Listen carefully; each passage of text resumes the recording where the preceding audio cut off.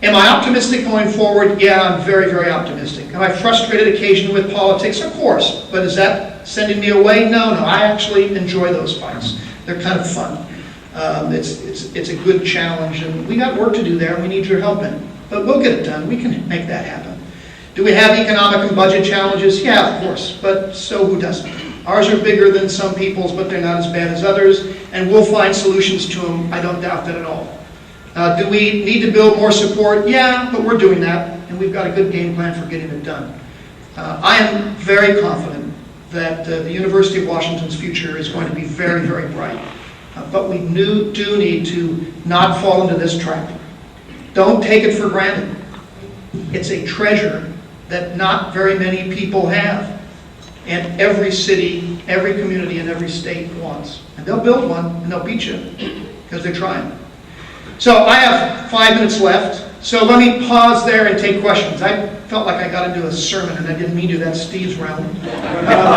So, Steve, forgive me for poaching. Okay? But let me pause right there.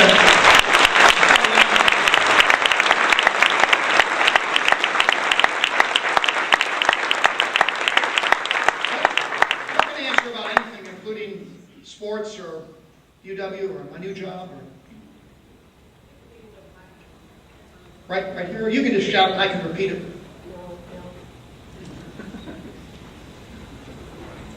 Sorry to be losing you, as everybody agrees here. Thank you. I'm active in the community two-year system, and Yes. one of the things I've always wanted is for us to be much more collaboratively work together between the two-year and the four-year schools, the research universities. What can you leave us with? What can we do to make that even more effective going forward? Yeah, well, first of all, that's a good question. First of all, I think it's a really good partnership right now, and most people don't know how effective that is. So about 30% of all of the students who enter the UW as an undergraduate come through the Washington Community College systems, and they're very successful students, and we're very proud of those partnerships and that relationship. So we need to continue to build what those partnerships look like.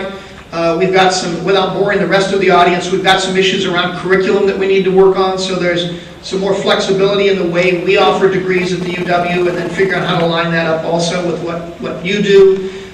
We were more effective last year than ever before in lobbying together. Well, no, we don't lobby, I'm sorry. In educating the legislature together. And Charlie Earl, your boss's boss is fabulous. He's a good friend and somebody who really gets that. So I think that partnership is very promising. Question? Yes. Mr. Mark, what interaction? Oh. Question for you.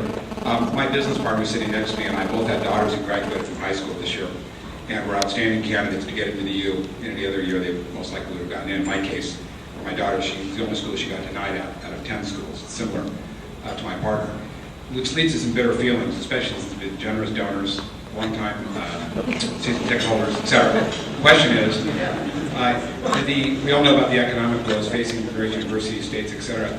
Did the U's policy of admissions this year change dramatically as it relates to accepting out-of-state residents versus our kids? Yeah, first of all, I'm painfully aware of the situation that you're describing, because when you say yes to 5,000 and no to 20,000, you can imagine what the ratio of email coming into me is. But the answer is no. We actually took slightly more residents this year than we did the previous year, and my fear is that's not and. However, my fear is that going forward, if the state is not able or is unwilling to provide more support for in-state students, that the university, like so many other universities, will be forced to have a higher out-of-state student ratio. So right now, 82%, as I said, 82% of our undergraduates are Washington kids. If you compare that to Michigan, it's 60% at Michigan instead of 82. In Colorado, it's 55%. At Oregon, it's about 50%. And why do those schools do it? It's not because they prefer those kids over others. It's because the out-of-state student's paying 4 times as much as an in-state student, and their state isn't providing them the support. So one of the reasons we need to have support continue from the state is because that's how we subsidize the cost of in-state students. It's a fundamental issue. One last question. This man can still fire me, so.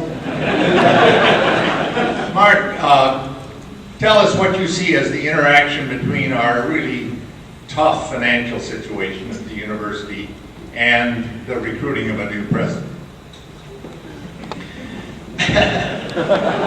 Well, it's a non-trivial link, obviously. Anyone who takes on any job wants to be able to make a difference. You don't want to go to some place you don't want to hire somebody who's just going to hold a tiller. You want them to be able to lead and innovate and do fun and exciting things and not manage decline. So we have to find solutions to our financial challenges. The University of Washington today, the California system, I know I'm over time. The California system, University of California system, as you all know, is going through terrible cuts. Okay? So UCLA has just had these horrible budget cuts. You've read all about it. UCLA today spends $4,000 more per student than we do. A partial answer to your question. $4,000 more per student than the UW budget. After all their budget cuts, $4,000 more per student. I'd swap budgets with any California school tomorrow morning, and we'd win big time. We lost 1/3 of our state budget in the past 13 months. 1/3 gone. Laid off 550 people, eliminated another 350 jobs. So yeah, that's going to play a role, Bill, and we've got to, we is now a euphemism for you, I'm sorry to say.